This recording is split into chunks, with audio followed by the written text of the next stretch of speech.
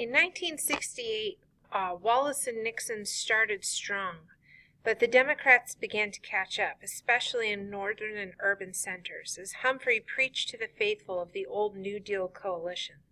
On election night, Nixon defeated Humphrey by a very close popular vote, but took a substantial majority of the electoral vote, 301 to 191. This ended any threat that the three-candidate election would end up in the House of Representatives. The significance of the 1968 election is clear in the combined total of Nixon's and Wallace's popular vote of almost 57%. Apparently, most Americans wanted time out to heal the wounds inflicted on the national psyche by the upheavals of the 60s.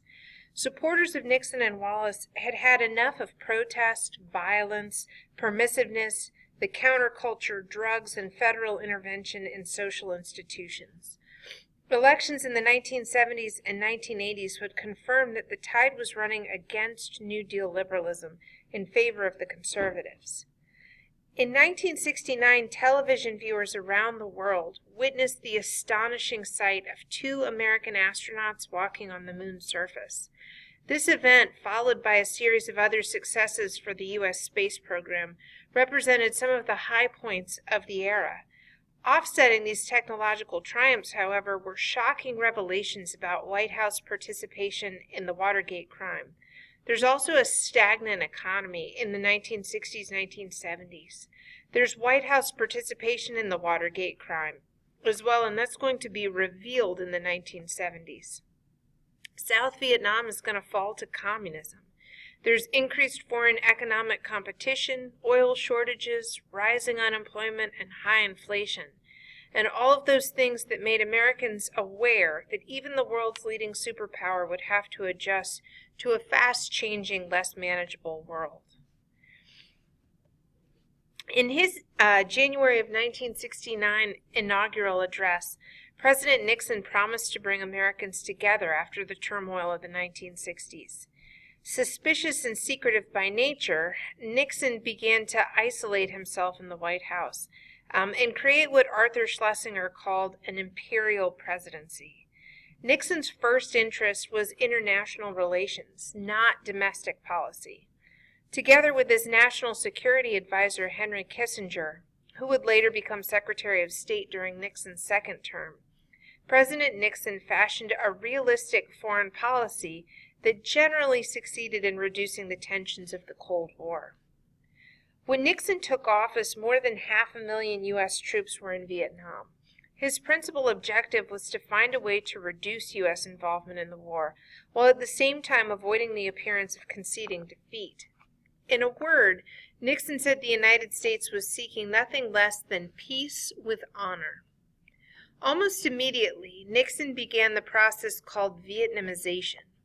He announced that he would gradually withdraw U.S. troops from Vietnam and give the South Vietnamese the money, the weapons, and the training that they needed to take over the full conduct of the war. Under this policy, U.S. troops in South Vietnam went from over 540,000 in 1969 to under 30,000 in 1972. Extending the idea of disengagement to other parts of Asia, the president proclaimed the Nixon Doctrine, declaring that in the future, Asian allies would receive U.S. support, but without the extensive use of U.S. ground forces. Nixon's gradual withdrawal of forces from Vietnam at first reduced the number of anti-war protests.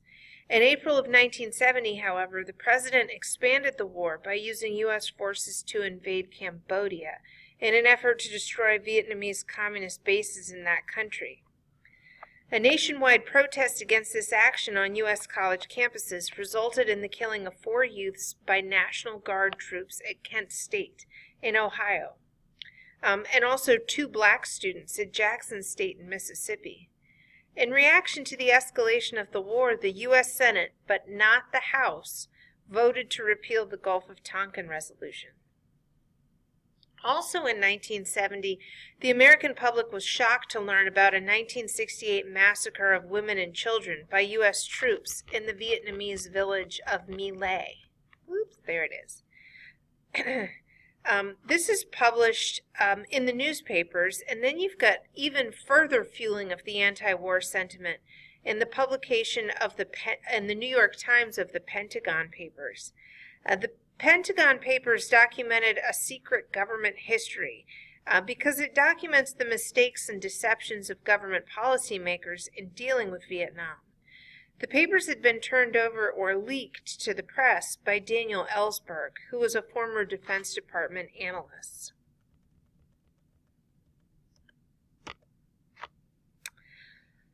So on the diplomatic front, Nixon had Kissinger conduct secret meetings with North Vietnam's foreign minister. Kissinger announced in the fall of 1972 that peace is at hand.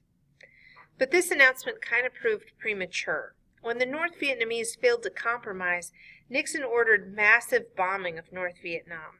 These are the heaviest air attacks of the whole war, and it was designed to force a settlement. After several weeks of B-52 bomber attacks, the North Vietnamese agreed to an armistice, in which the United States would withdraw the last of its troops and get back over 500 prisoners of war.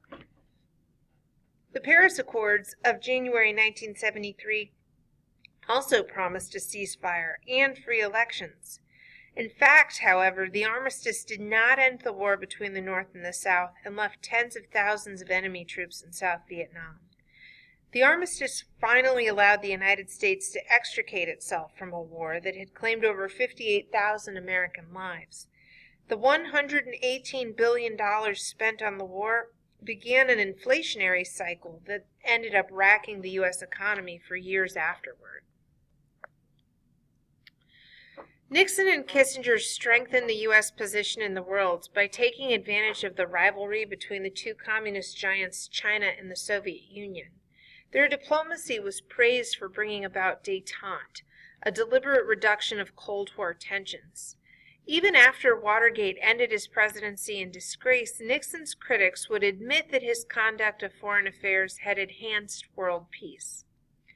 Nixon knew that only an outspoken critic of communism like himself could take the bold step of improving relations with Red China, Mao Zedong's communist regime, without being condemned as soft on communism.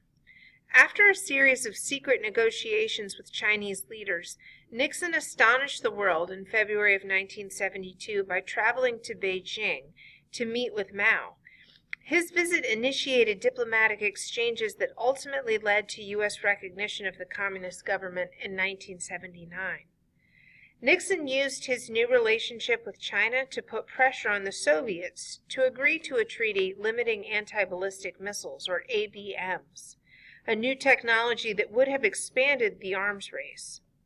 At the conclusion of the first round of Strategic Arms Limitations Talks, or SALT I, U.S. diplomats secured Soviet consent to a freeze on the number of ballistic missiles carrying nuclear warheads.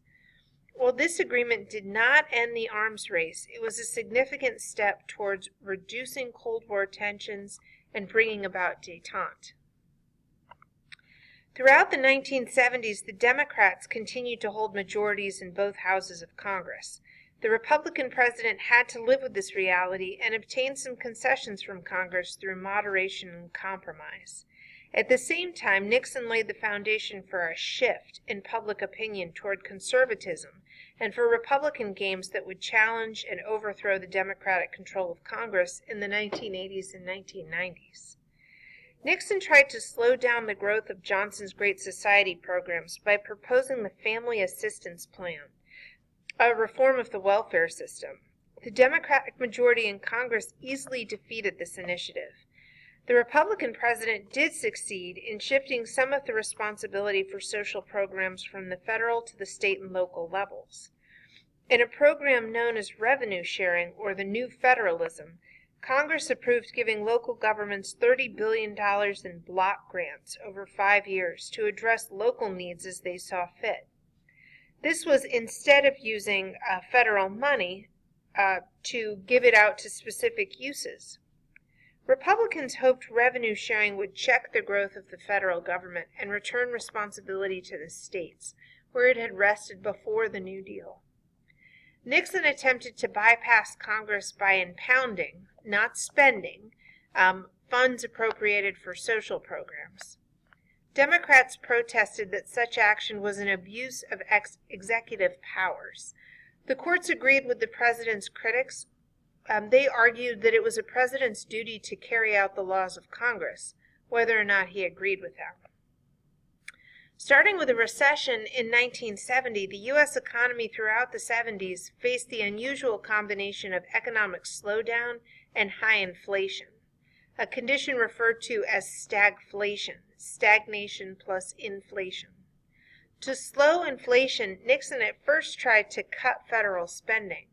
When this policy contributed to a recession and unemployment, he adopted Keynesian economics and deficit spending in order not to alienate middle-class and blue-collar Americans.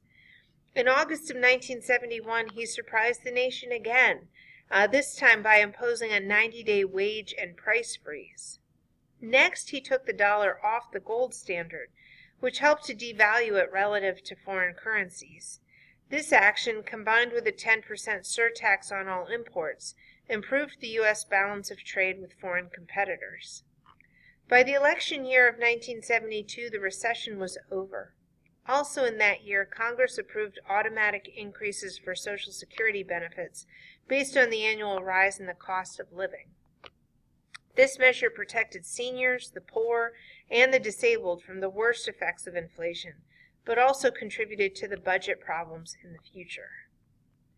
Having received just 43% of the popular vote in 1968, Nixon was well aware of being a minority president.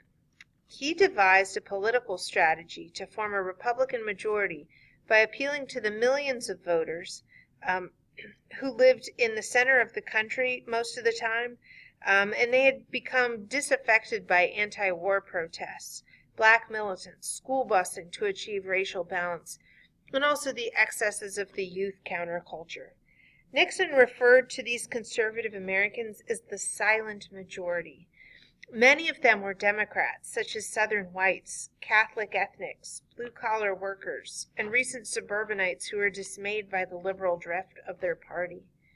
To win over the South, the president asked the federal courts in that region to delay integration plans and busing orders.